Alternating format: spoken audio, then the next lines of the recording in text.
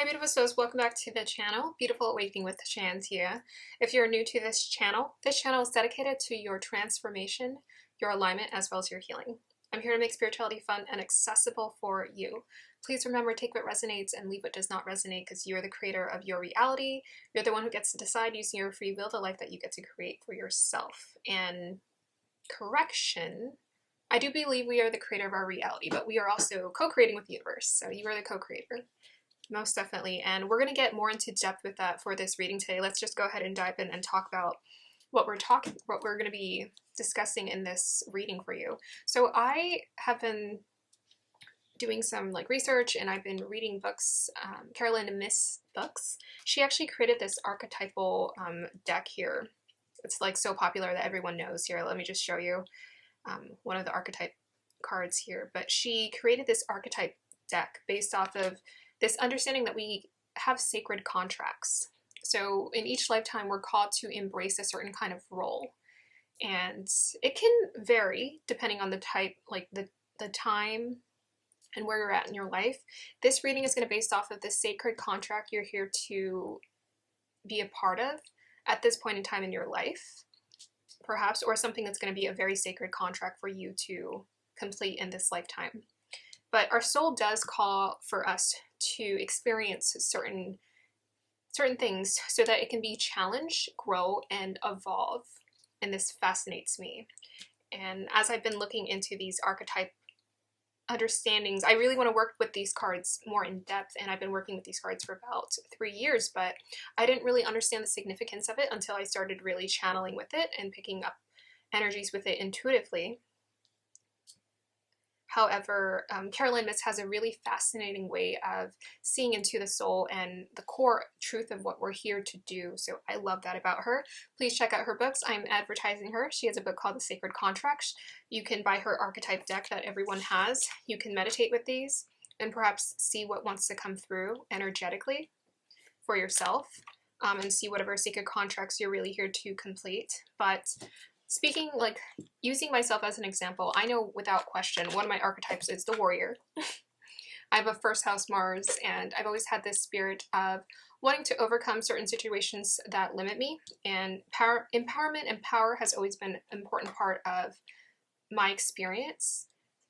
So you can kind of sense what archetypes are yours.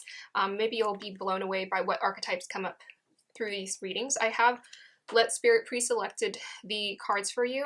I haven't seen them, and I mean, a couple of them might have flipped over, but for the most part I haven't seen them. And then I pulled a bunch of other cards for advice for you as well, and then we're also going to be pulling tarot to clarify and just get into some additional inquiries for you. So I think this is going to be a really beautiful in-depth reading. We're going to have 3 piles to choose from. Thank you guys so much for supporting the channel. I really appreciate the growth and the support, and I'm hoping that I'm helping to add value to your journey in some way, and that is my hope and my desire. I most definitely have a lot of clarity. Past few days have given me clarity, and Carolyn Myss and reading her books have given me so much clarity on this mystic path that we're all on in wanting to uncover, unveil parts of ourselves, recover parts of ourselves, lost parts of ourselves, to get closer to the Tootsie Roll. That's what I like to call it. Our soul's essence has been very fascinating. So I'm looking forward to this reading. I was going to do a lot more preparation for it, but I didn't. I decided I'm just going to see what wants to come through intuitively. But yeah, that's one of my archetypes, and I think this is probably all of our archetypes, is a seeker. But it just goes to show you she really knows how to hit the nail in the head when it comes to understanding what we're here to bring. I'm going to be focusing mainly on the archetype cards to give you advice about what you're here, what sacred contract you're here to be a part of or embody, or archetype you're here to embody in this lifetime. And I'm going to be talking about the positive and the negative shadow attribute, because obviously in order for you to achieve or approach or grasp onto something, you have to overcome the limitations that come with it. So we're going to talk about that. Okay, so let's go ahead and get started. Move on to the point where you get to pick and choose your group. Hi beautiful souls, welcome to the point where you get to pick and choose your group. So let me go ahead and introduce the groups to you. We have group number 1 with the lapis lazuli here. We have group number 2 with the amethyst. And we have group number 3 with the pink Botswana. Might be a little bright. There it is. Let us go ahead and start our meditation.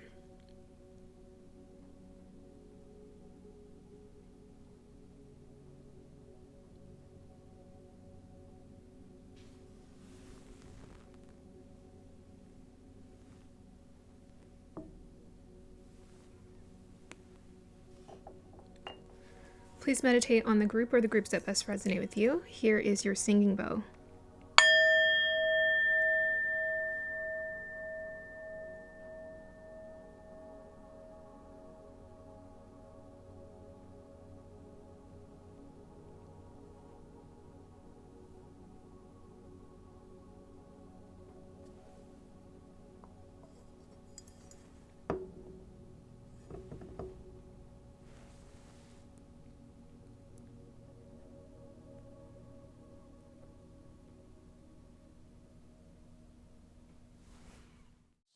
Hey, group number 1, welcome to your reading. If you chose this lovely lapis lazuli, then this is going to be the reading for you. So we're going to be looking into whatever archetypes you're here to embody in this lifetime and sacred contracts. I'm going to channel the way I usually do. I'll pull energy first, meditate with the crystal, unveil your oracle cards, and then we'll pull some tarot for additional information. Okay. So my goal, my intention is just to get you aligned with your path and to see whatever archetype you can learn how to focus on or focus your attention on so that you can work with those energies to the best of your ability. Okay. Guides, dial me into the energies of group number 1, please.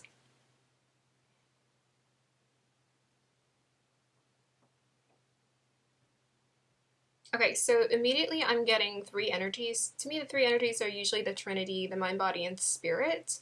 So I would say in this lifetime, one of your sacred contracts, well, I feel like all of us, is we're here to balance or find a balance, but perhaps you're also, you have a really good balance. Like some people, they struggle with certain areas where they give a lot to their body's essence or their intellect, their mind, but they leave or deprive their spirit.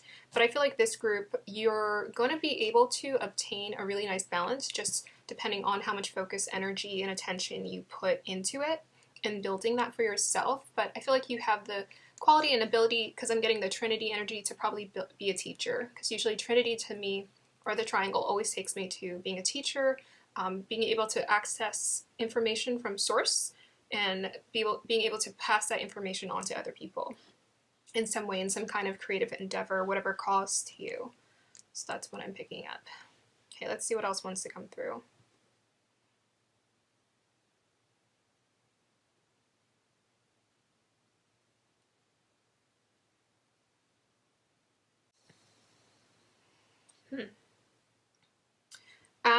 Part of what you're also here to accomplish in this lifetime, it's a lot about fluidity or flow or expressive flow, which doesn't surprise me with this lapis lazuli. It is a very creative crystal. But something to do with like expressive flow is what you're here to accomplish in this lifetime.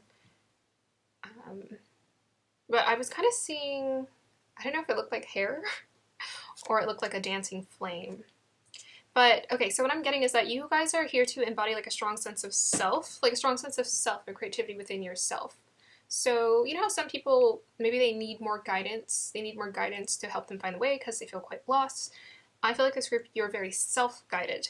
And you can trust yourself, because to me that dancing energy just feels like I'm in sync with the universe and I'm just expressing myself, and it's through me tapping into these energies that I'm able to help people or give to the world in some way, or elevate the frequency or elevate the vibration on the earth. But it's like, yeah, it's like do your own thing, do your own creative thing. If you feel called to do that, most definitely embrace that energy. Okay, let's see what wants to come through with the lapis lazuli for you guys.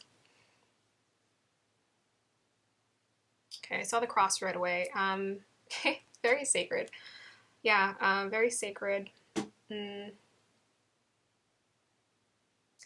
Yeah, I think there's a lot about connecting to spirit, our God, you know, basically source, without shame. I think some people, it's so interesting that I see the cross a lot in my symbology, and that's not something that I particularly associate with. Like when I see crosses, they don't mean they haven't really meant that much to me other than, you know, what I saw growing up in connection with religion. But I think there is something about the cross that is really sacred because it's a sacred symbology that keeps coming through in like visions in general, and it seems to stand the test of time. But I think you guys are quite old souls, is what I'm getting, and you probably have experienced like different incarnations where you've been connected to religion or spirit or source, and I'm getting this energy that some of you come back in each lifetime to spread the word, essentially, about source and how it works and how it operates. So very much intelligent in the sense that you're here to communicate to people or let people know how to connect to source, because you're very self-guided. That's what I'm getting. So just trust that. Trust it. Okay, so let's go ahead and see. Yeah, I love that energy because there's always, sometimes I get a group where it's just like, oh my gosh, every lifetime, or maybe at least the last 10 incarnations, you've come back and you know exactly what you're supposed to do, and your spirit just always finds a way. So it almost seems like you start out feeling lost, but it's like a trick of the mind. It's like you're meant to go through that maze or those set of challenges to bring you back to where you always find yourself at, which is connected to source. And a lot of us need that. I would have to say. A lot of us need that connection to source, or we need those obstacles to kind of see the value in the light, right? We need, I'm just like, what is that? We need those struggles to see the value of what we're here to offer, to see the value of the light. Oh my gosh. I feel like I'm looking at Krishna or something. Krishna was, I mean, Krishna is kind of considered a sacred father almost to other people, like a guide for other people in that sense. I read, like, I'm thinking about to the cards and what I know of him, but he dances to the sacred rhythm of the universe. I'm getting that energy of Krishna. And there might be something about connections to love. Okay, so let's go ahead and move on. We'll pull your cards. Ooh, that's fire. That's the fire. Okay, I was feeling that. So let's go ahead and look at your archetypes. Oh, I wasn't expecting this combination. Oh, I gotta say. It's unexpected. In a good way. Okay, let's see what else we got here. Okay. So definitely a strong throat chakra for this group. You have a strong throat chakra. You're here to communicate. I have affirmation cards I'm going to pull at the end. Encouragement from spirit towards you. Okay, so you guys are here to right the wrongs. You guys are here to right the wrongs. We have Avenger, and we have here Gavel. So one of your purposes is to right the wrongs. So you have a strong sense of justice. Perhaps you have strong Libra or strong Scorpio in your chart, but you have a strong sense for justice. So it's like whenever you see that things are unbalanced in some way or some place, or some kind of group of people has experienced some kind of injustice, it makes you legitimately angry or frustrated because you're supposed to use that anger. I was kind of seeing a dancing flame, right? Because I have a flame here and it was making me think about the dancing flame. But you're supposed to use that righteous anger to motivate you to right the wrong some way. And mainly I think this comes through communicating as a teacher. Yes, you guys are communicating as a teacher to other people, a guide to other people, showing them the way, showing them a better way, a different kind of way. You hear them to teach them how to balance the scales of their life as well. Quite intuitive as well. You guys, we have your vampire. Yeah, straight from source. Vampire light attribute makes you aware that someone or something is draining your force. So that means you guys are quite intuitive. Empathic, intuitive. So in this lifetime, without question, isolation or spending a lot of time in hermit mode is going to be very important for you because you're here to gather information to share to people. And so you're going to need a lot of quiet and silence. And the book, I was also reading Entering into the Castle, which is, the castle is a representation of your soul. Entering into the Castle by Myss. She talks about, whoa, I just blanked out for a second. But she talks about how important silence is. There it is. Well, there we go. We needed some silence to find the silence. But she talks about the importance of silence and how much, especially with you, you might be surprised when you sit in silence, you get a lot of downloads. That's kind of how it works for me. Sometimes I'm like doing things, and I'm doing this and I'm doing that, and I get curious about certain things. I'm like, oh, I wonder about this. But sometimes when I just sit in silence, I realize it just hits me. A lot of information, a lot of downloads. So we have the telephone here. So you have a very strong throat chakra. You are without question here to communicate straight from source what needs to be communicated to people. You essentially serve as a vessel through which source can communicate or work through you. You're the telephone connection. So think about you're the telephone. So there's you. There's the person who needs the advice, and then there's source, and you're the telephone. You connect people to source through your communication here, or through your ideas. Yeah, two-way street, that's what it says. So it doesn't mean that you have to literally communicate. Communication is one of the main ways that we teach people, but you can show them, you can visualize or demonstrate in some way that offers them wisdom. Yeah. Okay, so let's go ahead and talk in depth about the Avenger card. So to me, this is immediately tapping me into the energy of so this is like Robin Hood. I don't know if you guys ever had a strong sense of that Robin Hood feeling where you see injustices happening in the world and it makes you really frustrated. Just know that that's a righteous anger, and you're supposed to do something with that and essentially liberate people by establishing clearly like what needs to be communicated. How can they free themselves through source? I'm seeing a map he's wearing on a cape. He has a map on his cape, so there might be something about traveling to different parts of the world that you feel called to. That might be something that resonates with you. It says, desire to balance the scales of justice, righteousness on behalf of society or oneself. So you may have experiences injustice or power dynamic struggles in your life, especially someone with like a Scorpio or Taurus, Scorpio, Taurus, Aries, and I would say a first house Pluto, or any kind of significant placements with Mars would most definitely get you very in touch with wanting like power. So there might have been an experience where you're like, I crave power or I want power, but at our core, what we're craving is authentic power.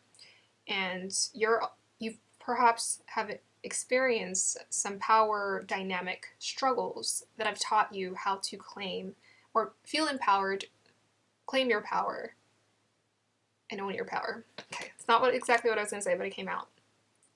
Because he's wearing a mask, and it's an Avenger, you think about the Avengers, you think about Marvel, there might be something about living in obscurity. I mean, that's up to you, but that might apply to you. Maybe you're the type of person who wants to help without being like, look at me, I'm helping people. Honestly, I think all people, to some degree, don't really want all that attention on them when they're helping other people. But there might be something about that. Don't hide yourself too much. There might be a temptation, because I feel like perhaps some of you are born with this natural disposition to just want to give and offer help and be very compassionate towards people without taking any credit, which is cool because you are the telephone, right? Source is working through you. But don't get out of your comfort zone. Don't try to hide. You might feel inclined to, because someone said something about like God works through or calls those who especially don't want to be called or don't want to, or something like that. There's like a resistance because you're like, I don't want the attention.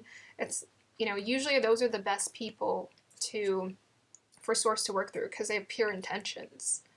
So something about pure intentions coming through. The shadow attribute is resorting to violence in the name of a cause.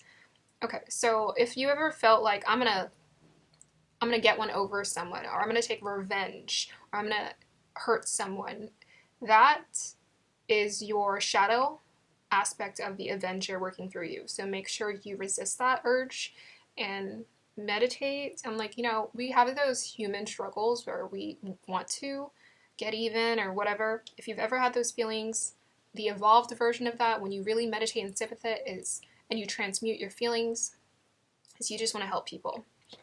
So for the teacher, it says here, ability to communicate knowledge, experience, skill, or wisdom. Shadow attribute is manipulating or abusing students, teaching negative traits and destructive skills. So what's not going to work for you in this lifetime is to teach people things that disempower them. And I'm getting immediately, karma is always a thing, so karma will come correct with this group, because I think you have a strong sense of justice, right? And sometimes people feel like they're getting even, or they're even the scales. Okay, I'm going to use this as an example.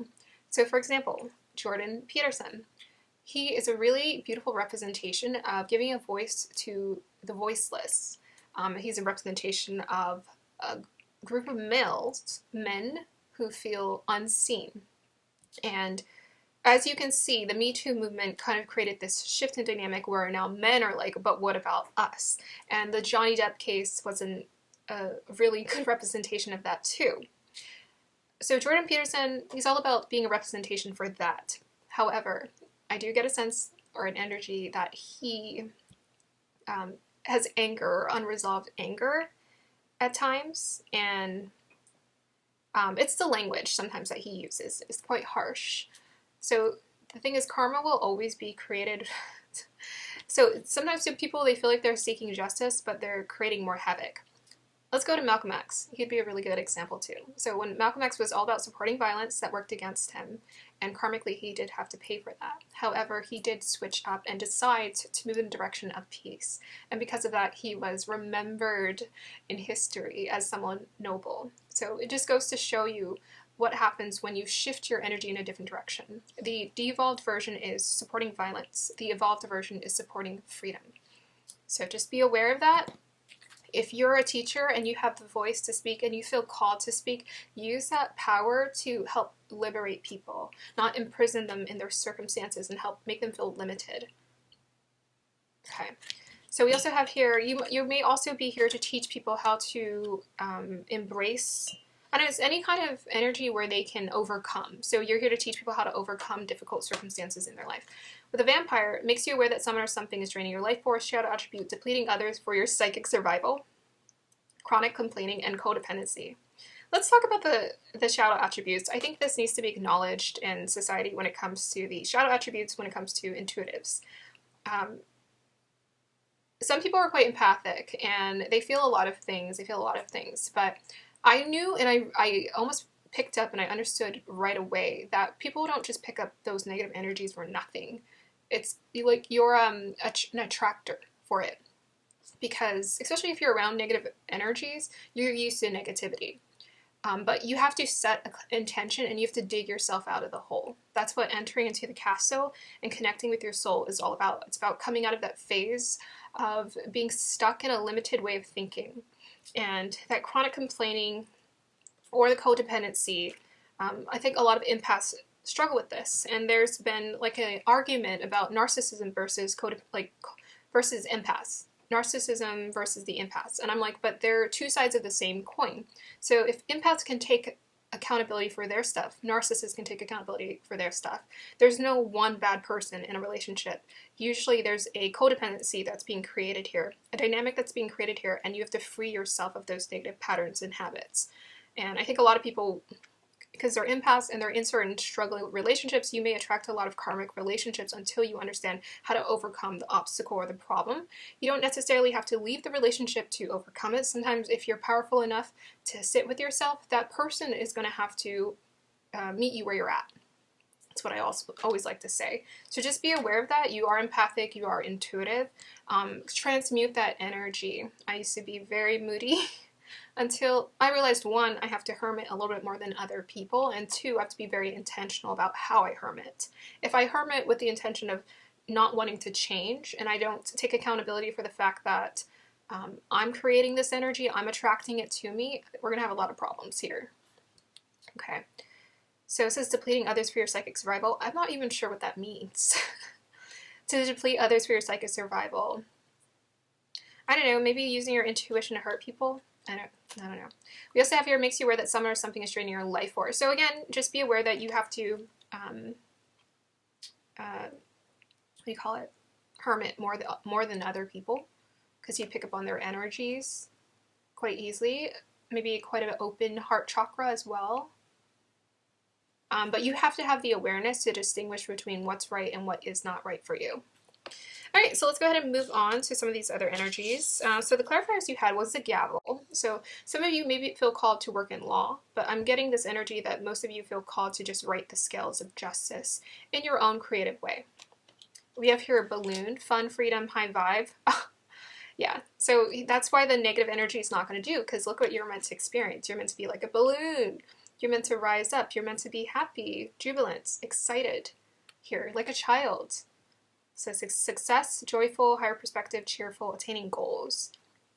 Yeah, so the higher evolved version of you, when you're really focused on what you're here to accomplish, you're having fun and you feel free. That's what you're here to obtain, and you're here to help other people feel free.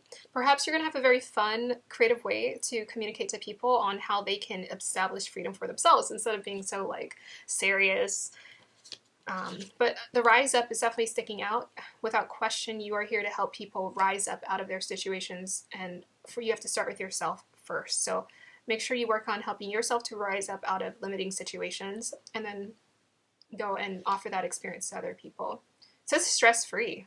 Yeah, that's very interesting because I feel like all of these energies are quite serious. The Avenger, the Teacher, and the Vampire. But again, the evolved version of that vampire energy, kind of like my Scorpio, is compassion. Having a lot of compassion for other people and not holding on to those negative traits or those negative feelings or past feelings or experiences or things that happen to you. Letting that go, forgiving, and moving on. Okay. We also have here, Lady, enjoy growth and reap rewards. This is kind of like my Seven of Pentacles card. Oh, actually, this is a representation of Empress, the Lady. Okay. So they want you to know that you are here to experience abundance in all forms and feel comfortable. I'm definitely getting this energy that this group, the source wants to help you, the universe wants to help you to accomplish your goals. They want you to choose a path that is of like high integrity and honesty, but all the while they want you to experience abundance too, to feel taken care of and to feel grounded in yourself. So on the material plane, you are here to enjoy abundance. You are here to enjoy what is here. You're here to enjoy whatever is fun, whatever is playful. There's not just like this serious attitude, I'm here to communicate to people and let them know what they're supposed to do. No, part of what you're here to do is you're just here to have a good life, really. So just be open to that. Be open to the apples and the fruitfulness that the universe wants to provide towards you. Okay, so affirmation cards, encouragement. I'm constantly working to achieve my goals. So you guys are goal setters, go-getters. Go-getters? Yeah, there we go. You guys are go-getters. Don't be afraid of that. And you're go-getting through your inspiration of inspiring people to come out of their negative situations. That's really fun. Very much Tony Robbins. We got here, love relationships. I allow love to find me easily and effortlessly. So you're meant to be surrounded by people who support you and truly, truly care about you and create really healthy love connections and dynamics.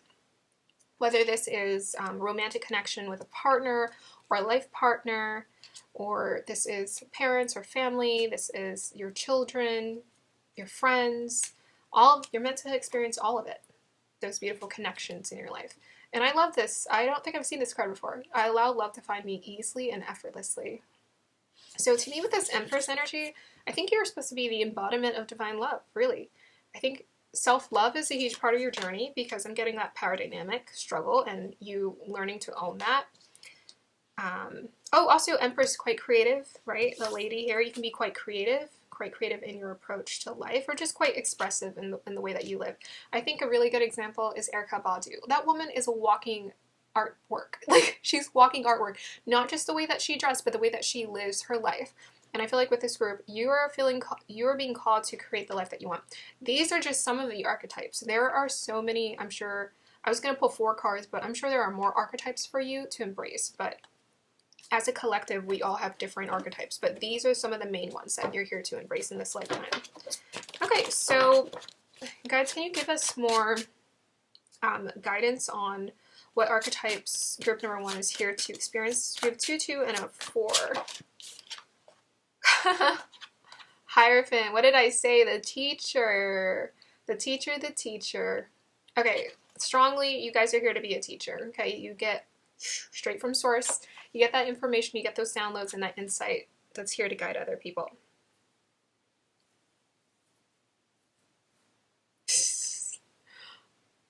I'm like, where do I put it? The hair. Where do I put the hair? Yeah. Make sure you just cultivate. Let's get some advice. Any advice about embracing this archetype of a Hierophant, please? Hierophant. King of Pentacles. Grounding yourself. Okay, anything else? Okay, so immediately what I'm getting is you guys have to, Page of Pentacles, I love it. You guys have to create an extremely solid foundation. So the best teachers, you know, Myss is a phenomenal example. I would encourage you to look her up if you're interested. But the best teachers are extremely grounded and they're very solid in what they teach. So Myss will teach archetypes probably for the rest of her life. She's had a strong understanding of archetypes since forever. She was talking about, I think, an experience she had in like the 90s or 80s or something when she started doing readings for people. She realized that these were archetypes that were coming through her visions.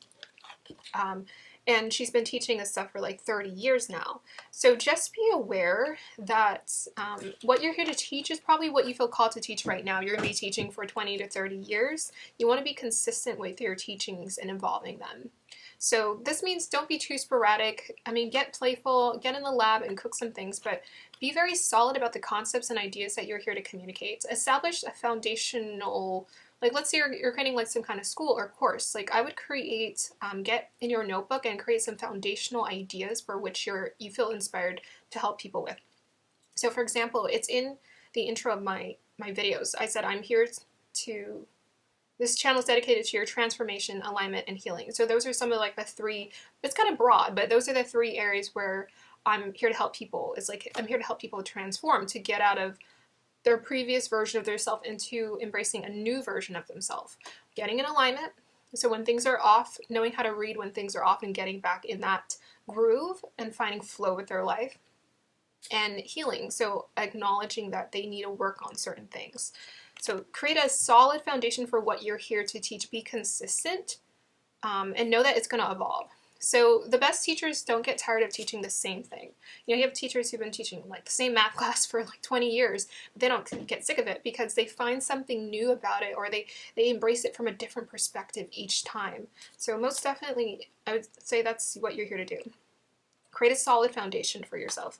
With the Page of Pentacles, that is my determined dreamer. And he's a very good student. So this is about learning and being a student of life. So you need to constantly, I feel like I don't even need to tell you about this. I think you're going to feel so naturally inclined to do this, is seek answers to the questions that you have about life. Read books, research thoroughly. There are layers. You know, I've been into astrology for well over 10 years. For some people, like, they've been into astrology since they're like 5 years old. For me, it was a little bit later, but I've always been open and I've always been imaginative. But I have to go back and study it from time to time and be like, oh, let me refresh my memory about Pisces. Let me refresh my memory about tarot and how this energy works, even though I'm still relatively new to tarot. So refresh your energy with the things that you're learning. Yeah, be a student of life. Sign up for courses, get excited, find teachers that you're in love with, you know, books that you're in love with, and re-educate yourself. Yeah. So it says here, I'm constantly working to achieve my goals. So that means that's, to me, the solid foundation with the King of Pentacles. Constantly be putting in the work. I feel like you guys are huge fans when it comes to learning about life. Huge fans. So just keep doing that. And to me, being a student of life will keep you young. Okay. Anything else about the archetypes this group is here to embrace?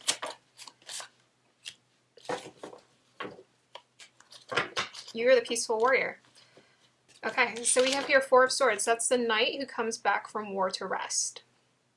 So it's like if you felt like, oh, I need to fight, you're in the phase of, or what you're being called to do is help people fight, be a peaceful warrior.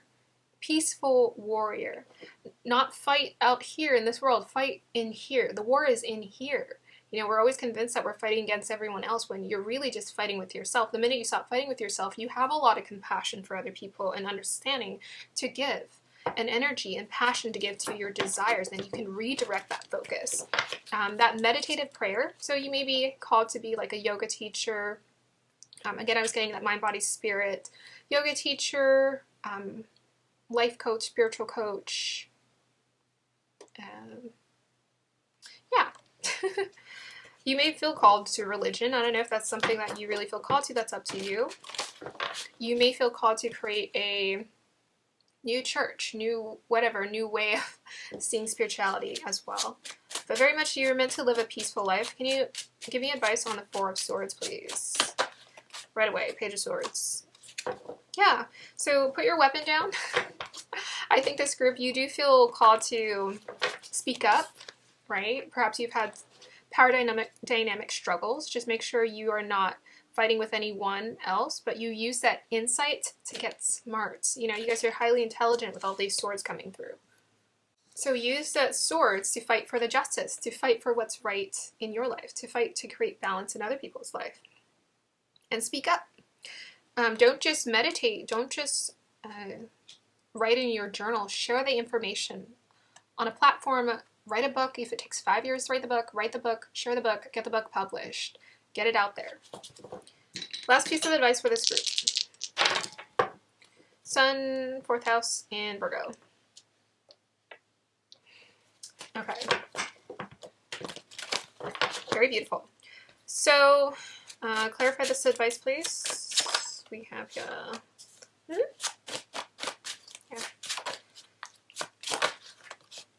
Nice. Okay. So the last piece of advice is you guys are meant to experience a very deeply transformative experience in this lifetime with that Sun in Virgo in the 4th house, because Virgo is all about healing, purification, constant purification. 4th house can be about psychology, safety, home, and nurturing. So you're here to help re-nurture, re-love yourself through a purification process here. And you're going to constantly go through life healing and transforming. It's like, it's not that life is going to throw you challenging situations. It's that you're going to deepen the healing. You're going to deepen the connection with your soul. You're going to deepen the connection with yourself. Just when you feel like you've found peace and you've found source, your more levels of connecting to source are going to be revealed to you. And it's going to feel incredible. Really incredible, this group. Yeah, I was getting that Scorpio energy, and we have the Death card. But you guys are meant to be healers, essentially, in a nutshell. So just keep working on your healing, keep going through your transformative process, and then you'll be able to offer healing to other people through your words of wisdom and insight. That will be the end of your reading here, group number 1. I hope you guys enjoyed that. Like, subscribe to support, and let me know if this resonates. Bye. Hey, group number 2, if you chose this lovely amethyst, and this is going to be your reading. So as usual, I'm going to go ahead and I will pull energies first, then I will meditate with a crystal, unveil your oracle cards pre-selected by spirit, and then pull tarot for additional inquiries. Okay, let's get started and looking into what kind of sacred contracts are you embracing in this lifetime. Guides, dial me into the energies of group number 2, please.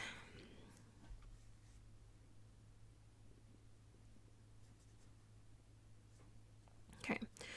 I feel like I was seeing like a boat. I mean, it also gave me this energy of like feathers layered on top of each other.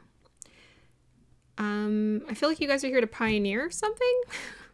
Pioneer something or lead yourself, or yeah, pioneer something, lead yourself. I'm kind of getting a little bit of that seeker energy I was pointing out in the beginning. It's like you're meant to go on your own adventure or explore. And I'm just getting this energy of like heritage, but to me it's not like literal heritage. It's just perhaps like your soul's heritage or your soul's connection to this world, this life. Very big. But yeah, it very much felt like a boat coming into a new space. So it's like explore, discover something, or discover a part of yourself.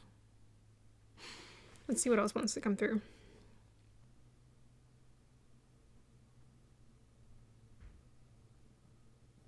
Okay.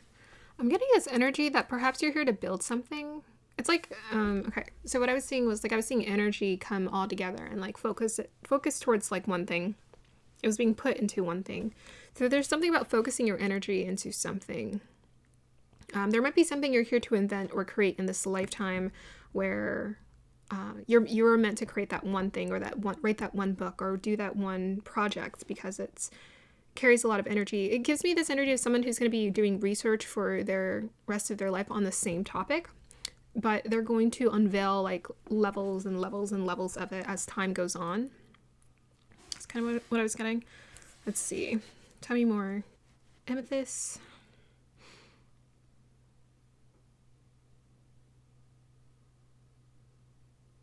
Okay, I'm getting the same energy. I feel like I'm seeing, it feels very much like a Titanic moment when Rose was standing at the front of the ship and she was like, so that also takes me to another movie. What's that like? I'm the king of the world. Something like that. So you're feeling your soul's called to experience in this lifetime, like freedom, like real freedom. Like freedom to explore, freedom to be, freedom to express, freedom, whatever freedom means to you. Maybe take a moment to reflect on that and think about how would you express your freedom. That's what you're here to experience, is freedom. So I think you just called in this lifetime to be free to be yourself and not feel limited to any kind of expectations, free of expectations as well. And I think probably what's going to help is freeing yourself of expectations about how life is meant to be lived. But I'm getting this strong energy of adventure. So it's like, I think you are going to be experiencing some things that you're not expecting to right now, because you have to grow into it, you have to mature into it, is what I'm getting. And because I'm being taken to Titanic, Rose was all about freeing herself of the repression that she was feeling or experiencing with her mother as a woman. She wanted to be free to express herself and not so like button up and tight. And I think in society, perhaps you were called into a family or an experience where you either had to hold on a lot of responsibility, hold down, or hold it together, or you felt like you had to always be responsible or hold it together. Well, you're being called to be free. You're being called to be free. And there's like a primitive nature to it, because I've seen feathers. And to me, there's a primitive self-expressive nature within you that wants to be experienced in this lifetime. So some people, they have an idea of freedom, right? About what they're supposed to do. They watch movies, watch videos, look at other people live their life, but you have your own way that you need to experience freedom in this lifetime. And the only thing that's going to help you to experience that is for you to take a risk, like the fool, take a risk, take a leap of faith, and go on experiences that are out of your comfort zone, but you're going to realize how strong and powerful you are, and you can go anywhere and be taken care of. I think that's kind of what you're calling to experience in this lifetime. Okay. Let's see.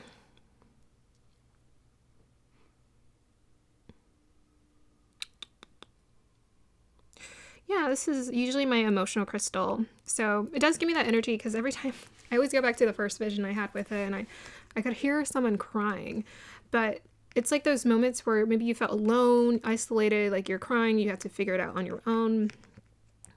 No one understood you, misunderstood. You're looking to free yourself of these kind of experiences of not being understood, seen, or validated or valid. You're being called to validate yourself. That's why they want you to validate yourself.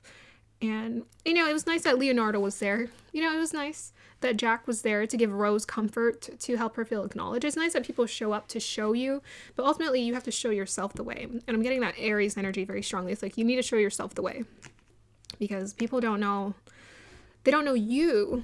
Right? Eventually, I think Rose was like, okay, this is what I want to do. This is what I want to do. That's what the universe wants you to do. So if you ever feel like you've been in situations where people have been like, what do you want to do? And you don't answer, you don't say anything, those are your opportunities for you to freely express yourself. So you might want to get into a habit or develop a habit of speaking your mind, and saying exactly what you want to do. Even if you're like, I'm just thinking about it, but just kind of say it.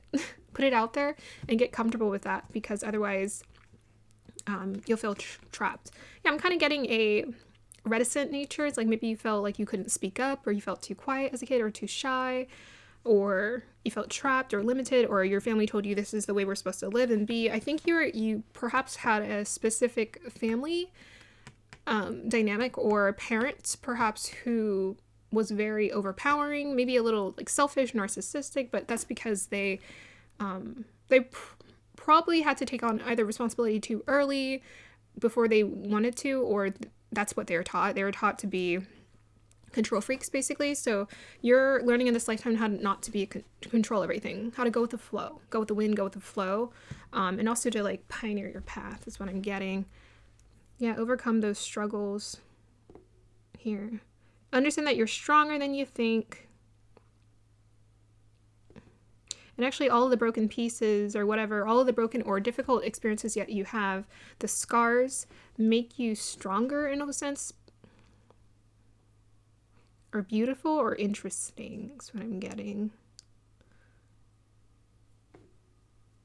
there's something about, there's like a deeply compassionate nature about this group. Some of you, I'm getting, it's like if you were to tell people about your struggles or your stories, they would fall in love with you. Or they would love you for it. It's kind of what I'm getting, is they would love you for it. And there's a fear of maybe expressing, oh, if I tell someone about this trauma that I experienced in my life, they're going to judge me. Or they won't. Or they won't. The right people won't. It'll liberate you. Yeah. Okay. Let's go ahead and unveil your oracle cards and see what's going on. So I have a couple of affirmation cards. This is going to be encouragement on your journey as well. Okay. Aha! Nice. Oh my gosh, I love it. Ah. Whew. This is a really cool combination. Yep. Oh, that's crazy. I had a dream about a spider that was chasing me I had a dream about a spider that was chasing me, and it was like a tiny little spider and it kept trying to hop on me, and I was like, stop. I don't want a spider to be on me. Just, it was insistent. But I'm saying that because you have the Black Widow here. Okay. Anyways, group number 2. You got 2 3s in your group number 2. Cool. So the first archetype you're going to embrace is the Fool. See, I channeled that pretty good, huh? Because I was like, oh, the Fool. Just like take that leap of faith. Fearlessly revealing emotion. What did I say? Fearlessly revealing emotion, helping people laugh at absurdity and hypocrisy. Shadow attribute, using humor to wound rather than liberate. Denial of your emotional truth. Don't deny what you feel, right? Speak it up. Say it. Share it. Comedians, I think, are really good at that, though.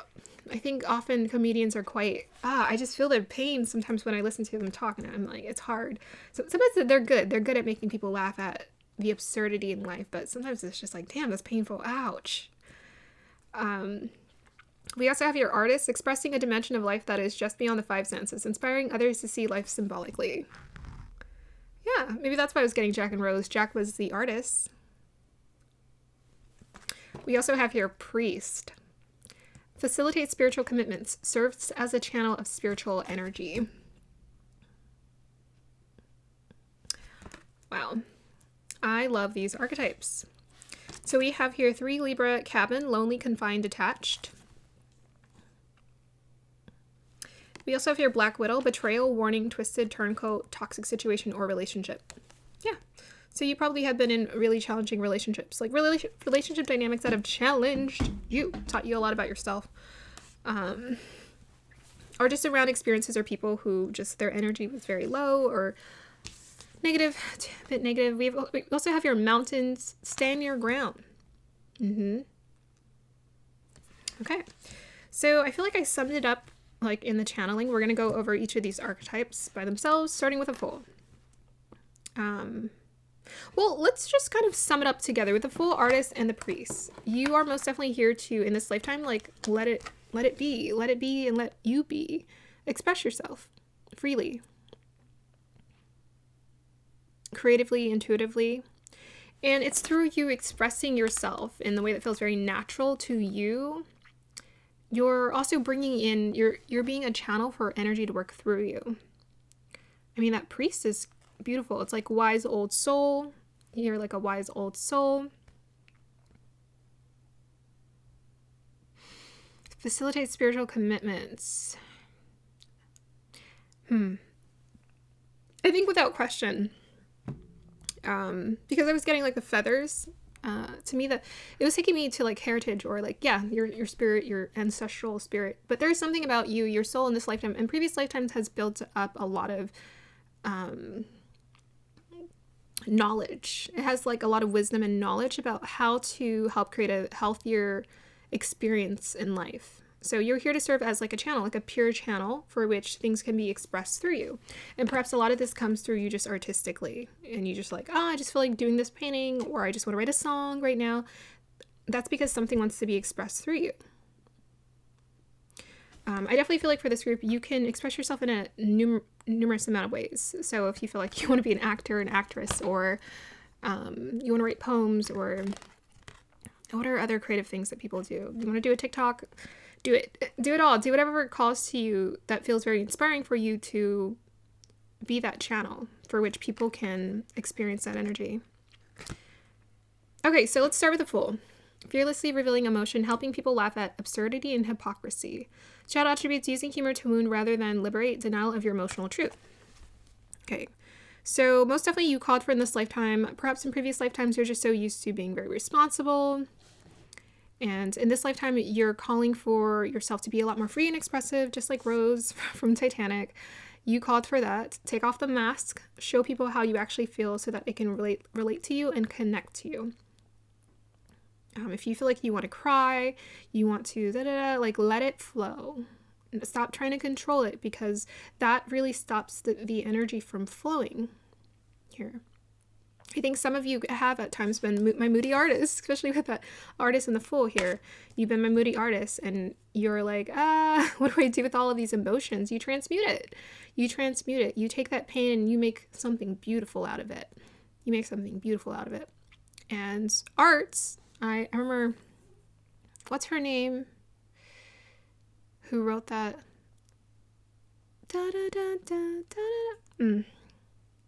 She wrote a really popular song when she was like 16 back in the 90s.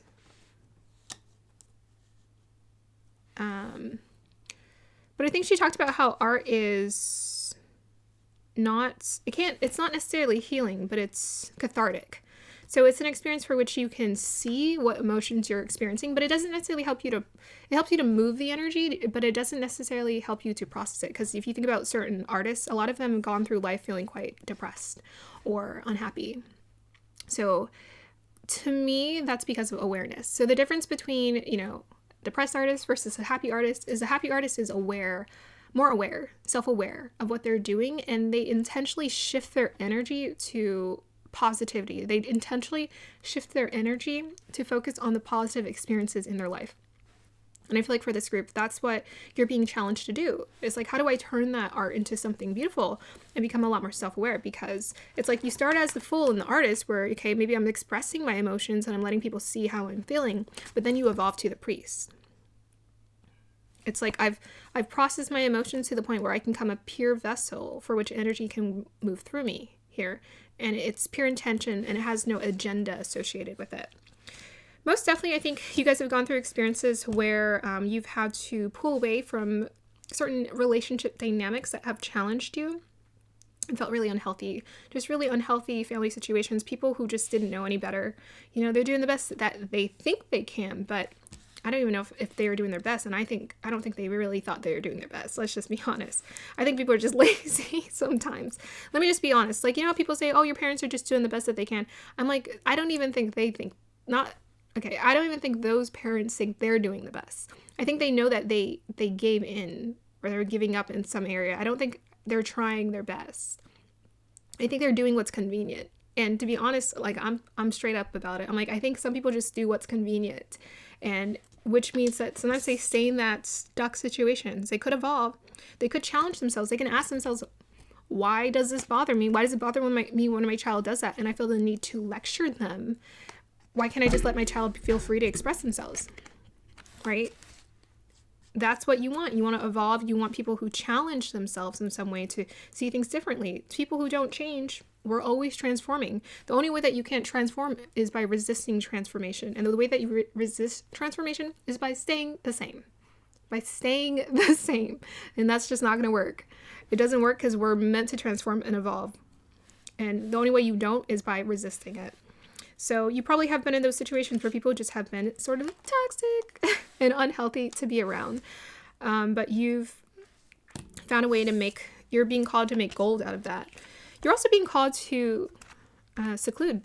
Go within, seclude. Perhaps you may be quite influenced by other people around you. And again, I already said the story. Sometimes people, they get into toxic relationships or those toxic dynamic situations because they're used to it. They don't know that it's toxic until they look at it and they're like, hold on a minute, I want something else. The minute you say you want something else, God will show you. Source will show you.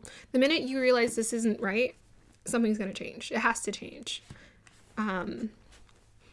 But yeah, so being okay with being lonely or alone might be something you're called to do or be challenged to do. because perhaps at times you feel like, oh, I need to have a support system, or I have to have people around me all the time who agree with what I have to say or who I am, or have to validate my existence. And actually, why don't you validate it? We also have your mountains. That felt so sassy. You better validate yourself. We have your mountains, stand your ground. Yeah. So this means, like, if you have a point you want to make, if you're in disagreement about something, speak up about it. If you don't like something, speak up about it. If you want to do something, speak up about it. We talked about this. Let's go ahead and look at your affirmations. I love this. I accept all parts of my physical and spiritual self. So this is, again, I was talking about the scars. Accept all the parts of you. Accept all the parts of you as you are. I accept all the parts of myself. So it's like, even if we have flawed ways of expressing ourselves, at least we can be honest and be like, well, I may not like it, but it is what I got going on. So I might as well just see it for what it is. And just be like, okay, that's, you know, I got that thing going on. I got it going on. Okay. Yeah, be totally accepting of all the parts of yourself. I'm kind of getting a bit of an archetype. I think Jack from Titanic serves as a really good archetype, because even amongst the fancy people, he wasn't shameful of his background. So like, he talked about how he was poor. He talked about how he didn't have certain privileges. He was just straight up about admitting that. And I think that's what they want you to own. It's like, you don't have to be perfect. You don't have to present yourself a certain way for you to be accepted. Actually, people might look at themselves differently when they see you being very honest, right? Like those like comedians can be, it might be a little harsh and unpleasant. Like maybe, because Libras can be very pleasant, very people pleaser, yes, but very pleasant. But if they're just like straight up sometimes, or if people are straight up to help balance out that people-pleasing energy, that can be a shock to the system in a good way. We also have here, nothing tastes as good as being healthy and fit feels. Okay, so have a healthy relationship to food. Have a healthy relationship to food. Yeah, I mean, the one thing we have to admit is holistically, everything is connected. So we can't compartmentalize ourselves and be like, well, you know, I'll be with God, but I won't take care of my body. You know, especially if you get the inspired action to do so, why not try to make your situation better in some way? Okay, let's go ahead and see from the tarot. What archetype is this group being called to embrace in this lifetime, guides? Got one right away. 3 of Swords. Oh, wow. Yeah, so...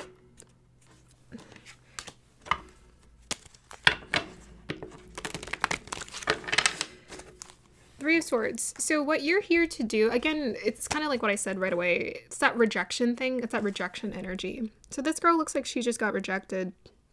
Like she's, like someone, like she just opened maybe like a college letter. I don't know, this interesting symbology in this thing. Like she opened a letter and she got very disappointed about the results. She's very disappointed. And her fairies are comforting her. They're so sweet.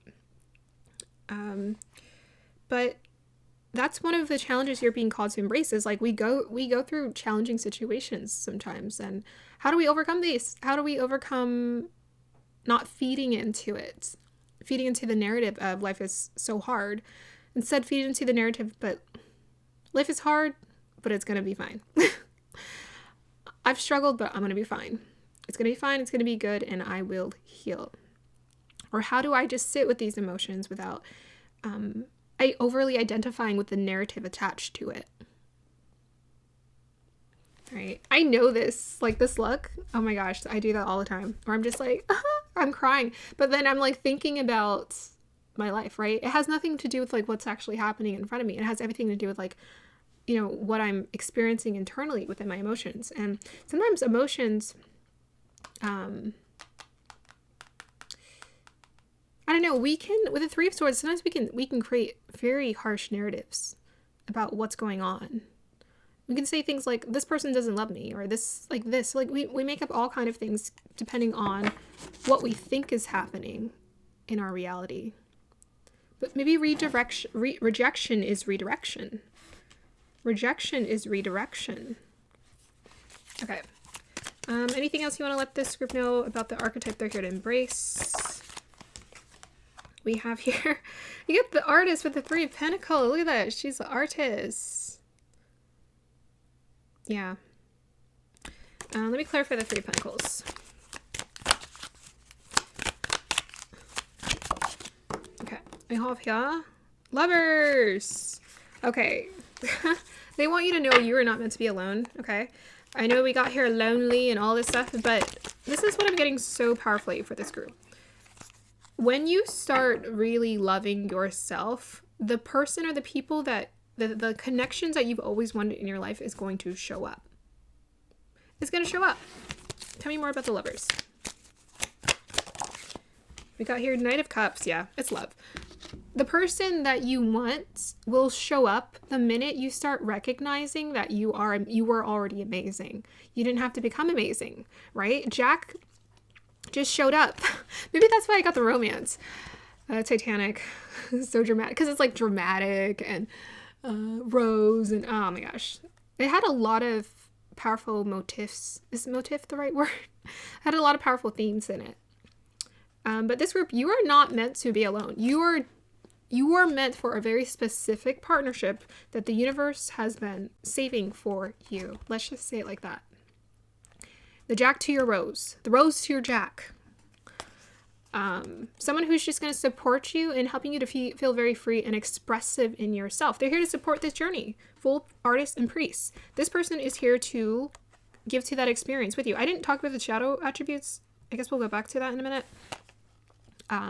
But you guys are meant for a very specific kind of partnership where this person is going to be steady, supportive, reliable, and here to champion you on. And you guys are going to feel like lovers for your entire journey. It's going to be like, you know those annoying people, just annoying. You know those people in the comment section, they're like, my relationship is so perfect. Everything's just always been amazing. And I'm like, you know what? It probably exists. If there's enough people who keep saying it, it probably exists, right? For people who to be like in a 20, 30-year marriage. Like these people are in long marriages. They're like, oh my gosh, it's always been great. We don't do that. We don't beat each other up and criticize each other. And I'm like, look, it exists. And the universe has reserved a perfect romance for you.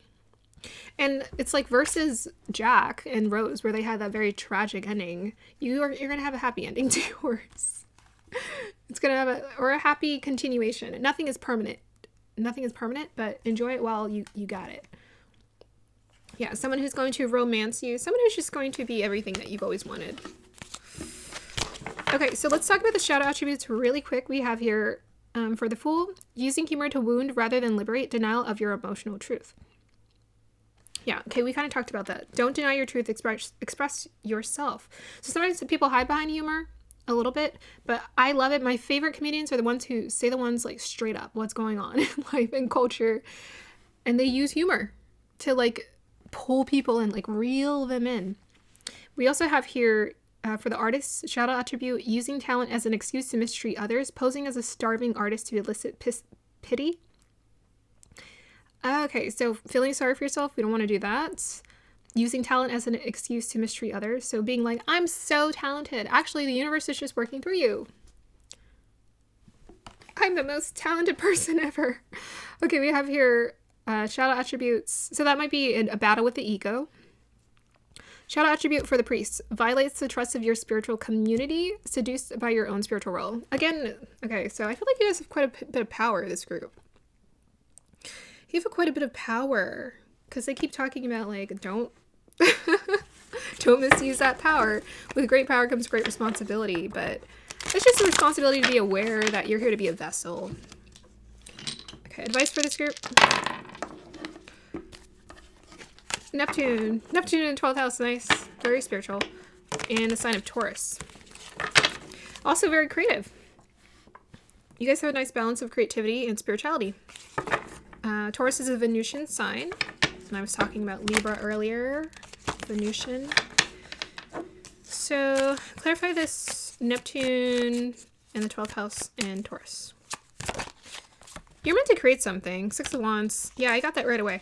You're meant to create something. This goes back to my original vision. You're meant to create something because Taurus is about like tangible, something you can touch, experience. You're meant to create something tangible that people are going to love.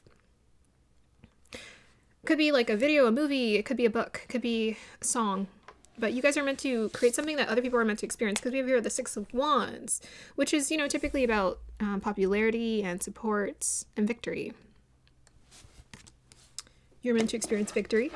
But I think you're going to create something that people love. It reminds me of, like, what's that song by the Black Eyed Peas? Dun, dun, dun, dun, dun, dun, dun, dun.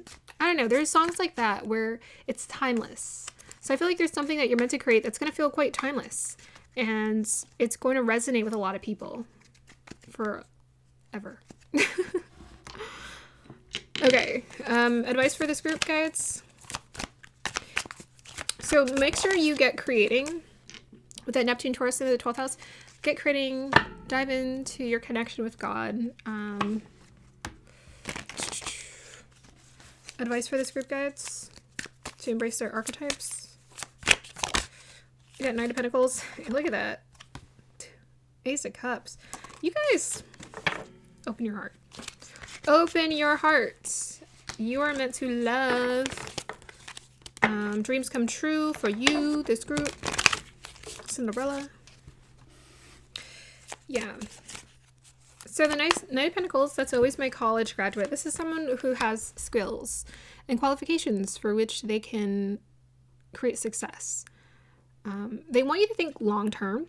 I think there's something that you are here to create that is going to be, it's going to take time to develop, basically. It's going to take time to develop. It's going to take time to be successful. So they want you to be patient. And they want you to be patient, and they want you to be present. Really. Be present in your day-to-day life. This guy's just in a garden hanging out with his gnomes, planting some seeds. So start planting those seeds that you want to grow in the long run. Advice from Spirit. We have your Ace of Cups. Let's go ahead and clarify this Ace of Cups.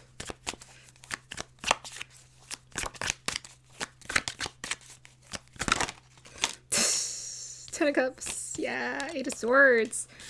Beautiful. So reshape the way that you think about relationship dynamics with this Eight of Swords. Some of you guys have been in some really tough connections, and sometimes we take our relationship with our father, our mother, we take those wounds with us into other relationships, and we're like projecting onto that person, be like, oh no, or you choose a person knowing that you sense something about them, like they remind you of your parent, or you're attracted to them because they mirror the same wounds that you experience with some kind of parent. But they want you to be aware of this. They don't want you to go into a relationship unaware of the wounds that you're coming in with. We all come in with stuff, but they want you to be aware of that. But I think the main energy I'm getting, because we have the Eight of Swords, it's that energy of like feeling trapped. So it's like you think you're stuck, or you think you're limited, or you think you're never going to have someone, or you think you're never going to be loved or supported in the way that you really want to. You're never going to meet your Jack. You're never going to meet your Rose. That's false. That's la. Because we have Ace of Cups and we have 10 of Cups. Happily ever after. So it's like focus on what makes you happy. What makes you happy? Like focus on what makes you happy. Focus on what vision that you've always had for your life. I think you guys, I'm getting this with this artist energy. I'm being taken to someone who's like living in their dream home, and they're just like in their garden somewhere and planting seeds, and they like look up at their house with a white picket fence and their kids are running down, and they're like, oh my gosh, I can't believe I manifested this. I've always wanted this. But you guys are meant for a dream partnership. We have Ace of Cups and 10 of Cups. You're meant to be with your dream person. So to me, I feel like the universe is definitely cooking them up for you and sending them your way. It's just with the Eight of Swords, you need to get out of that mentality of like, am I ever gonna be like, is someone ever gonna love me? Of course, Source loves you endlessly. But you have to see yourself in a different light, because this person will love you, and I'm getting this energy of like, they're gonna care about you in a way that you're not gonna expect. It's gonna be like, you're gonna be like, is this real? But yeah, it's real. It is. And it was always meant for you. And that's like the thing I always want people to remember. Like, you were always meant to be happy. You're meant to be happy. You're always meant to be in a healthy connection. But maybe part of you thought, I don't deserve healthy connections, and that's why you attracted perhaps negative relationships, unhealthy relationship dynamics before.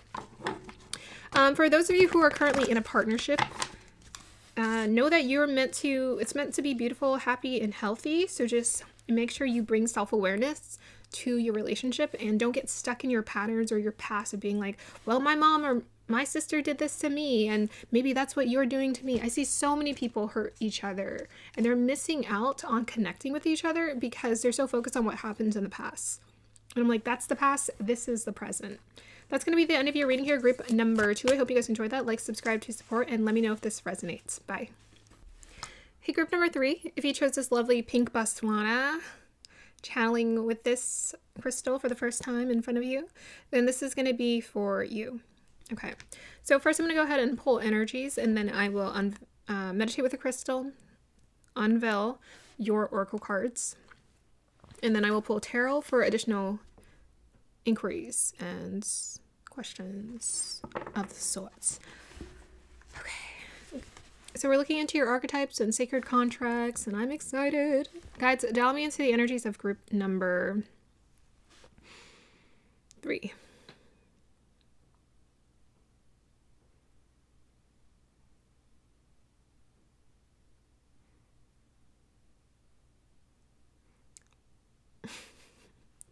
I always like how sometimes I get the same. I kind of gotten like a very similar energy or imagery for each group, but it's slightly different. So I was getting like a triangle. It was giving me this energy of like Mars or more dynamic or being like very dynamic. It's kind of what I'm getting. Dynamic energy.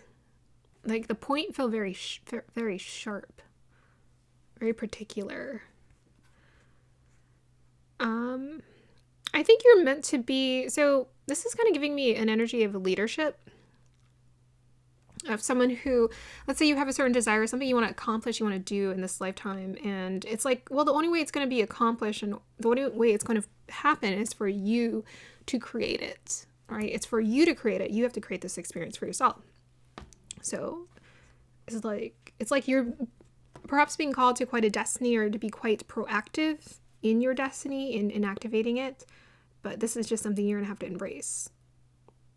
And I'm getting this energy, okay, I'm just being taken to Kevin Hart, and where he had to, like, he wasn't that successful in the beginning. He was like, you know, kind of getting the success. His time is now, or his time has been like the last 5 years or so. That's been his time. Like, it's his prime time. So I'm getting that for this group. There's going to be like a prime time in your life where things get really activated. And perhaps before things weren't successful, you weren't getting the recognition or the validation or whatever. But there's going to be, I'm getting this energy of like, you're going to hit a peak and then it's going to be steady. So it's like you're trying to achieve, or you're trying to get to some level of like achievement with your endeavors or what you want to do. And in order for you to get there, you're going to have to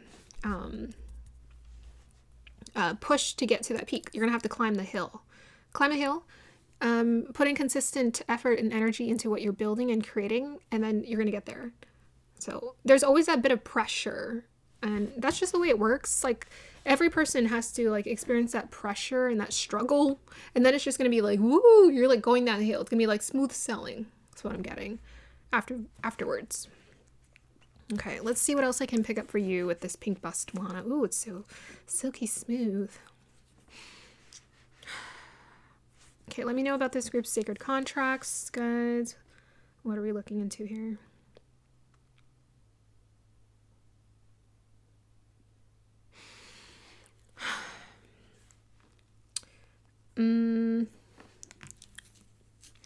I don't know, the energy felt like a cloudy.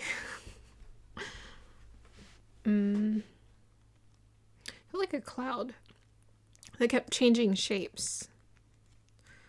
And clouds are transformative. All right, if you think about the evaporation, condensation, water, rain,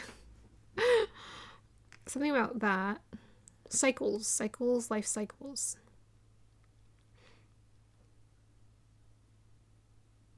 Oh, interesting. So there's something about you being able to transform yourself into like your dream person or what you want to be, or it could be like you know, actors, they become their character, they become whatever it is that they're trying to create or act out here. I think for this group, there's something about that coming through. It's like you're here to transform yourself or be very transformative or be moldable or flexible to your whatever you're here to create. Like you become the character, you become the whatever. That's what I'm getting. Yeah. You become it. Okay. Okay, so I'm seeing kind of like a bionic man. To me, it's like, I think you're here to become your ideal person. I think you're here, yeah, that's part of your sacred contracts, is like you becoming,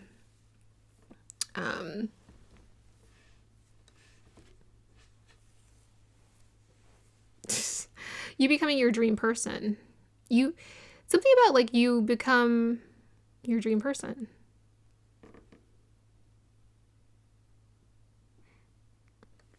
What can I say to that energy? Are you interested in, like, you want to transform, perhaps? Maybe that's something you've always wanted to do. You're like, I've always wanted to be really good at this or really good at that, or strong, or someone that people admired. I'm getting that you will become that. And I don't know, maybe there's part of you that wants to become a leader. You want to be noticed, you want to be seen, you want to be recognized. I keep getting that energy. There's something about your observation skills or your attention to detail. It's also coming through. I'm getting strong projector energy. Projectors are really good. Like, people do project onto them, but they are very good. They have a strong desire. Most of them pretty much have a strong desire to become like this ideal something. Ideal this, ideal that. I don't necessarily know if that's healthy, but yeah, there's something about that. There's something about attention to detail or paying attention that I'm also getting as well. I just keep getting like perfect man. You can be the perfect woman, but I don't know. That's weird. Bionic man, perfect man. Okay. Let's see what else wants to come through. I keep getting like, I don't know, it's like I keep getting all the cup cards. Like Knight of Cups, Queen of Cups, King of Cups. Something about like, I like being liked, but I want people to perceive me a certain way that makes them want me or like me, or makes me desirable. It's like, you want to be desirable? That's important to you. That's important to your soul. What's the higher evolved understanding of that? I'm trying to understand that.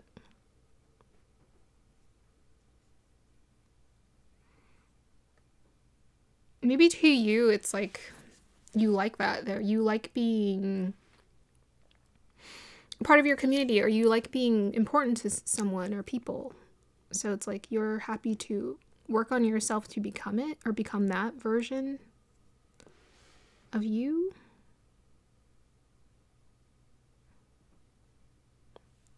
Strange. Okay. I'm gonna keep repeating myself, so I'm just gonna move on, because I think it's like something about like wanting to be like ideal or idealized by other people, or respected or admired by them keeps coming through. Okay, so let's see why. Okay. Oh, interesting. I'm gonna have to clarify that one. We have here gossip, child orphan, and Duan Juan. Okay, I see you. Group number 3. Okay. So gossip awakens consideration for the feelings of others, honoring trust. Shadow attributes thrives on the power of passing on private or secret information, betraying confidences. Something about connecting, or I'm gonna pull clarifiers for that. Something about connecting to other people, or how they perceive information or stuff, or you. With your child orphan, independence based on learning to go it alone, conquering the fear of surviving. Shadow attributes feelings of abandonment that stifle maturation, seeking inappropriate surrogate families. We also have your Don Juan, spotlights your positive seductive qualities, using the power of romantic attraction, shadow attribute, using the power of romantic attraction for private agendas. Okay, so you're very attractive. I gotcha. You have an attractive quality about you, or like a charisma, or just something about you that's quite attractive. And the universe is like, yes, actually, yeah, we do want you to be attractive. We do want you to be attractive. Yeah. So there's the Don Juan guy dancing with a woman, clearly seducing her, playa. Just kidding. We also have here this child orphan where he's sitting on a planet by himself. He looks like he's sitting in his pajamas in his own imaginative world. And we also have here the gossip card where one girl is speaking rainbow sprinkles into another girl's ears. Very interesting. Let me go ahead and pull out some of these clues. Trader, exchange energy to create abundance. We have here, dear drawn, rejection. I see. Rejection, cold heart, truth, breaking up, set boundaries, divorce, strained situation. It's not you, it's me. Cutting cords. We have your corset. Held together, boundaries, restriction, prim and proper, following the rules, structured, button up. Did I show the rejection card? The letter? Okay, and then we have a couple of affirmations that we're going to read afterwards. Okay. So I think that you're finding a way to overcome, or there is something about needing to be perfect or needing to be a certain way to other people that you're trying to overcome in this lifetime. And it's because perhaps you feel like you have to be perfect to people in a certain way because you are attractive, right? So it's like you do have an attractive qualities, and perhaps you've played into it because you're like, okay, people like it, so I might as well use it. Maybe you're just like very attractive with the words you use. Your personality is very attractive. But part of you falls into this like seduction of the seduction because there's a fear of rejection. It's like, if I just act a certain way to people, then they won't reject me. If I act the way that they want me to, they won't reject me. So maybe you keep things, if you're following rules, right? Very much projector energy. It's like you keep it all like, I need to be perfect or be a certain way. Like projectors, I don't know why they do that, but they do. But I'm not a projector, so there you go. I mean, that's for them to understand. But there's something about people pleaser. It says here, people pleaser. It's like people need to see me a certain way and then they'll accept me. So this is what your soul is trying to overcome, is that fear of other people and how they feel about you. For sure. Maybe there's this fear of gossip.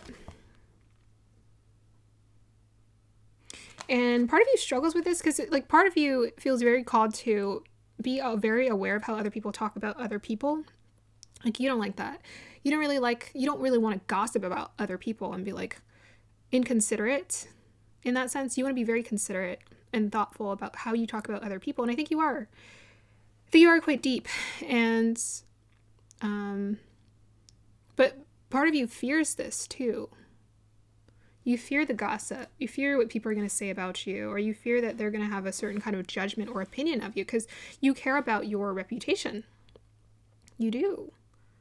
And part of your reputation is like you're attractive, spotlights your seductive qualities. This is something that the universe has blessed you with.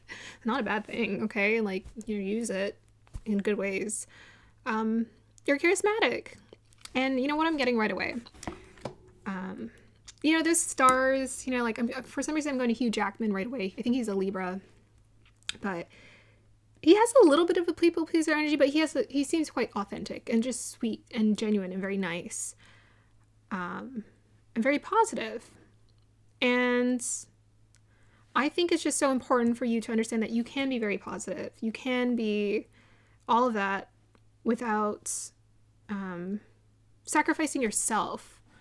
There's just it's like you're too nice. It's like the nice is good, or being polite or being respectful. It's like you have that down pack. That's what I'm sensing for you, group number 3.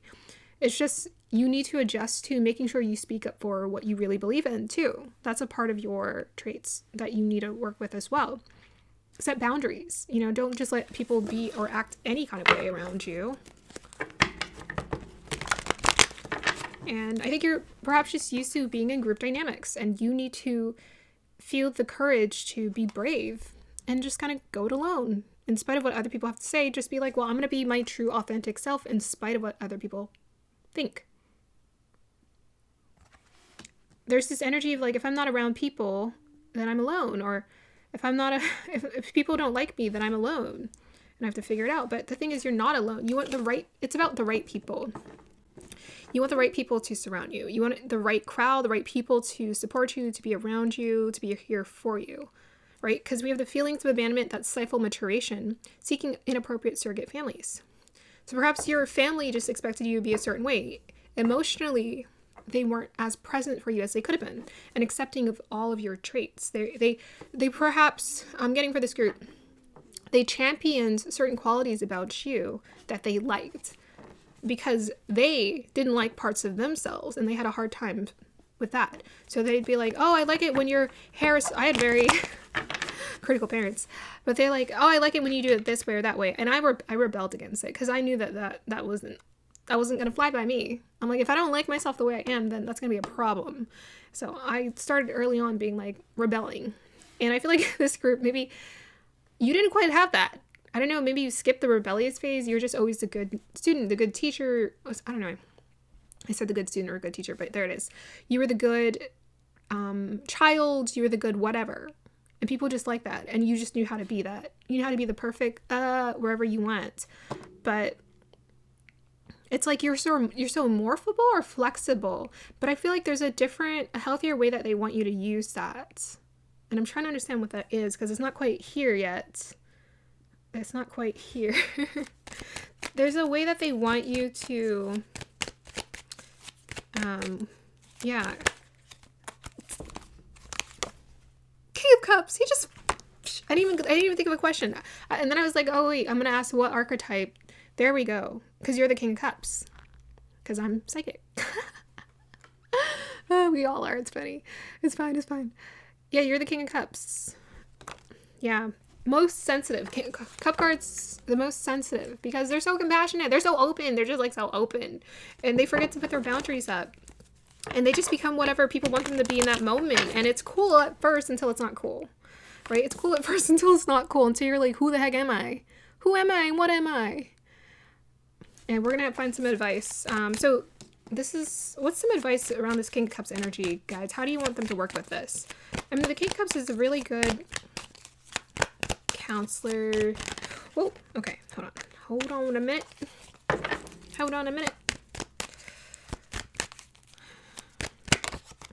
Four of Wands. Yeah, so for you, it's like the right people. You need to just be around a very positive support system, an accepting support system. People are just open. Seven of Wands. Yes, Two of Cups. Aww. Yeah, you need to be around people who don't, there are people out there who will just accept you for who you are and how you are. Like if you open up to them and you share something very vulnerable about this is what I do or this is the things I've went through, they're not going to judge you. They're just going to be like, oh, okay, maybe a little bit. Because, my friend told me something the other day and I was like, what? Why'd she do that? But I had to process it. It took me like a whole 2 days to process what she told me because it kind of blew my mind. But at my core, I was just like, well, my only job is to support her and to love her and care for her. But for you, this is the kind of people, it's just like they're going to support you no matter what. And I would say be very open. If you feel like you have to try, that's the energy I'm getting. Like, if you feel like you have to try to impress these people, or you have to like try to maneuver yourself in a certain way, that's probably not your people. Because these people are, I'm getting, for you, it would probably be healthy for you to be around a group of people who are a bit rebellious. Seven of Wands. A bit rebellious. People who are just like, yeah, I'm going to do whatever I want. But people, like, be surrounded by a group of people who perhaps are quite unique and different. Just like have a wide variety of friends, very unique, different people. Because this will help you to understand how to pull those qualities of individuality to yourself, to understand who you are. Because these people understand individuality probably at the core. That's the people you want to be surrounded with. People who are very like just different, unique, whatever. They can help you to understand how to just be yourself at the core. To go on your own self-discovery journey of knowing who you are. That's what I'm getting. Okay. But they're telling me, like, right away, like, you are going to attract these people to you. And perhaps these people have some of those people-pleasing qualities in them that they've struggled with, but they've learned how to overcome it, or they've learned how to push through it as well. And yeah, it's like the more you accept yourself, the more the universe is just going to send you people who accept you. But you definitely have a soul tribe out there. Soul tribe soulmates out there who are like, we just like you for who you are. You don't have to try. Just be happy. Like, they're more concerned for your welfare and your own happiness than they are about how they're going to be affected by you being who you are. Okay. Anything else you want to let this group know about the archetypes they're here to embrace in this lifetime? Four of Swords. Clarify the Four of Swords for me. Oh. Ace of Cups. Oh. Okay, I need to change the battery. Okay. Tell me more about the Ace of Cups. Tell me more about the Ace of Cups here. Two of Pentacles and the Queen of Cups. Ooh. Okay, so like right away, come on guys. We got King of Cups, we got the Two of Cups, we got the Four of Cups. And we got the Ace of Cups. So right away they want you to know you are meant to experience a relationship dynamic like it's your equal, someone who's your equal, and someone who complements you too, for sure. Someone who's very sensitive. I feel like for this group you need that.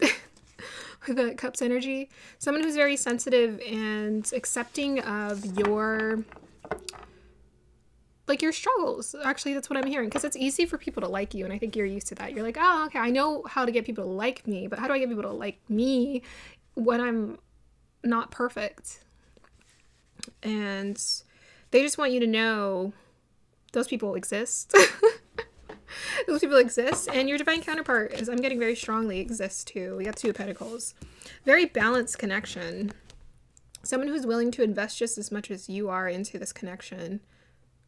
And I feel like you're willing to invest in a lot, because you do care a lot about how people think about you and perceive you, but this is a programming that you were taught early on, and this is just what you grasped onto to understand this is what love felt like for you.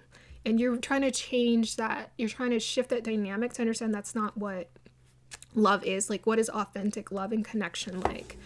But what this Four of Swords, the more you just seek peace and you're content with yourself, who you are and how you express yourself, or how you feel called to express yourself, the more the universe is going to be like, okay, it's time for us to help you align with your person, or time for you help you to align with situations that are just better for you. Okay, so the only card I haven't really talked about, we have the affirmation cards, we have the Trader here. Trader, exchange energy to create abundance. I need to look into this. I mean, I got Kevin Hart right away, so maybe something to that.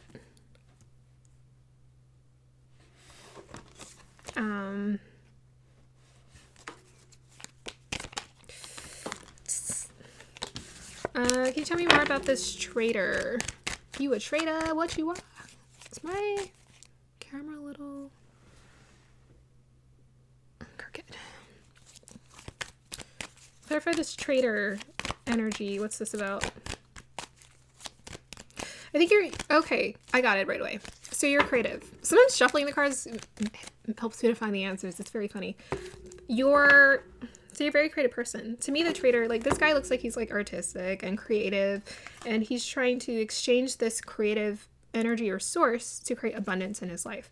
And so that's what they kind of want you to focus on, instead of feeling like you have to give of your energy, or give of your creative, perhaps seductive, or what would they call it? Feminine, sensual, your sensual energy, your sensual creative energy. Instead of just giving that to, or investing or over-investing that into people, understanding that it's there to create abundance for you. So it's there for you to enjoy your life. So that's the missing key piece. If you're not exchanging that sensual creative energy and infusing into your projects and things that you want to make in this world, and they just want you to redirect your energy. That's what I'm getting. Like, redirect that sensual creative energy.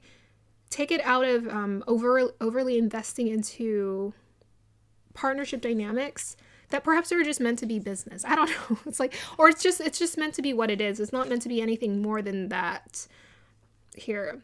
But use that energy to create abundance instead. Can you tell me more about this trader energy advice guides?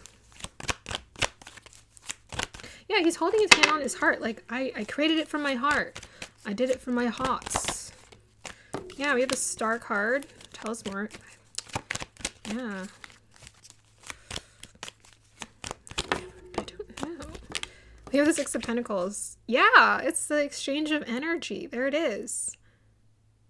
You have a lot of sensual creative. You have like a lot to give to people. You have a lot of, as water signs do, you have a lot to give to people. And you want to redirect that energy. It's like a combination of things. You want to make sure the exchange is fair or equal or balanced.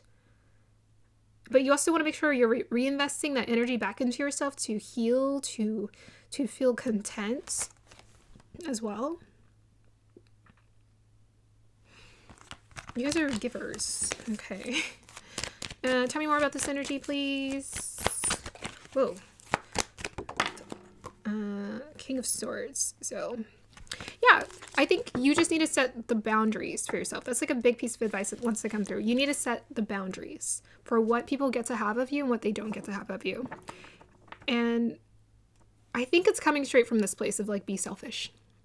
I think this group, you just need permission to understand that you're here, you can be selfish about like what you want and being like, well, I just want this because it makes me happy. And I think you think a lot about what makes or other people happy, or you're like, are you okay? Or is it fair for you? But I'm like, unless people are going out of their way to be like, oh, you're not being nice enough to me or something. The thing is, you can tell. I feel like you need to use your intuition to really dig in and understand when it's a fair exchange. Or to understand if this relationship or this mutual giving or exchange is benefiting both of you in a healthy way. In a healthy way versus an unhealthy way. Yeah. Any more advice for this group, guys? Three of Swords. All the groups have gotten Three of Swords. Whoop, Eight of Cups. Whoop, Page of Swords and Four of Swords. Nice. Okay, so all the swords is your advice. So it's like, get out of that cup energy and focus on your fulfillment. It's like what really makes you happy, right? The be selfish thing. What's going to make you happy here? What's actually going to make you happy and enjoy your life? Because maybe you just got to the point where you were giving to the point where you're just like, okay, hold up a minute. This doesn't make me happy. I'm not happy. The Three of Swords. So take a moment to be really honest with yourself and acknowledge, or take those moments in your day-to-day life to acknowledge, does this actually make me happy or not? Don't do things thoughtlessly. Just like, just do it. No. Think about it. Like, think about, is this going to make me feel good? Do I want to do this? Or am I doing this because I feel like that's what I'm supposed to do? And it's about reframing things, seeing it differently, shifting your perspective. Because before, I think your programming is just a little backwards. Some things just need to be attended to here. And really it's just your own happiness. Yeah. With that Page of Swords, it's like, speak up for yourself too. Let people know what your limits are. And they may actually honor and respect you so much more when you do that. And meditate on it, right? I was saying, think about it. There's the Four of Swords. Meditate on it. Really reflect. This group, self-reflection. You need to go on a self-reflection retreat where it's just you, your journal, and God. You, your journal, and source. To kind of figure out what you really want. What's going to make you happy. Okay, so we have here spiritual. My life flows with ease and grace. Yeah. your life can flow with ease and grace. And those people who are gossiping, gotta cut them out. But yes, your life is meant to flow with ease and grace. No, that's for you.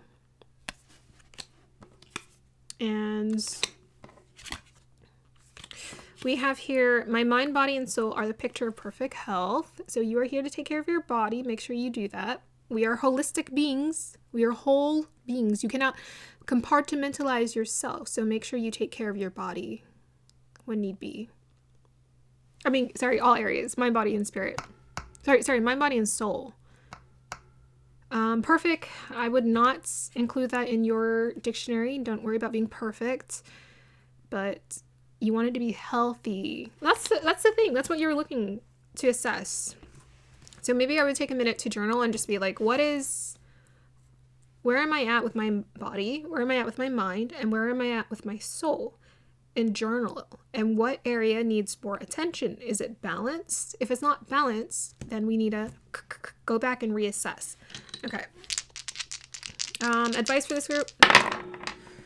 8th house, 4th, Cancer, Pluto. Dang. Guides aren't mincing words for you guys. Pluto, Cancer, in the 8th house. Transformation. I was thinking about Cancer because I was picking up that water energy very strong for this group. But Cancers, they take their home wherever they go, right? The crab takes its home wherever it goes. And so that means they take their family, their connection to their family, their ties to their family, ties to the people in their life with them. But the way that you can best work through these emotions and this energy is they want you to transform it, transmute it. So Pluto is about that death and rebirth. You're being called to rebirth yourself into a version of yourself that you really like. So I feel like for the pink Botswana, I was picking up the version of yourself I think that's really strong. And part of you wants to know, how can I mold this energy? And I guess that's why I was getting the clouds. It's like, you're moldable, but how can I use this moldable energy to benefit me? And the evolved version of all water signs is you can use that moldable energy to have lots of compassion for people, but most of all, lots of compassion for yourself. Lots of compassion for yourself. Love yourself, like yourself, fall in love with yourself in a healthy way. And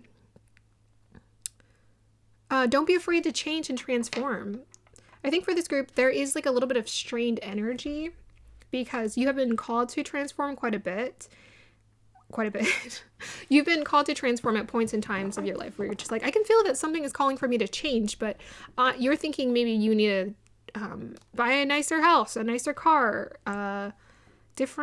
get a promotion at work, but it's actually calling for you to go through an inward transformation and to transform your emotions, to transform the way that you used to see yourself. Like, to me, that the 8th house in Cancer, that could be about your past. So it's like that version of you that existed in the past where you felt like you weren't good enough and you had to make up for that quality of not being good enough by becoming like the perfect whatever to other people. That's not what you're here to do. You're here to figure out who you are. And people have no idea who you are but you. So you really need to go on that inner deep journey with yourself. Look into your emotions and see, why do I feel the way that I do? What do I really want? And maybe go do some research. Do some research. If you are a projector, you can look that up and see how do projectors overcome or do what they can do to create the best quality life. The number one thing for projectors is that they're typically community leaders. They're really good community leaders because they're really good at knowing what people need. They're actually really good guides. They're very good guides, but they have to limit their energy. So you might want to limit your energy more to what people can have available to them. And I think go through this transformation on your own, and then ultimately you can help offer that to other people and be like, okay, now I want to help other people transform. Now I want to help other people to be empowered. Now I want other people to not be limited in their expression here. Now I want to teach other people to go deep. So for this group, it's like getting under those layers. Instead of like paying attention to like what's nice on the surface. No, I'm not talking about looks. I'm talking about behavior, really, like behavior, how people expect you to behave. Instead of just staying stuck on that, get into the deeper layers of your emotion, what's going on there. And ask yourself, like what really makes you uncomfortable, and why certain people make you uncomfortable, or why gossiping makes you uncomfortable, or why loneliness makes you uncomfortable, or why certain relationship dynamics have been so hard or you've struggled to them. Get very curious with that self-inquiry. Ask those questions. Okay, that's going to be the end of your reading here, group number 3. That's going to be the, did I call you guys 2? I don't know. That's going to be the end of your reading, group number 3. I hope you guys enjoyed that. Like, subscribe to support, and let me know if this resonates. Thank you. Bye.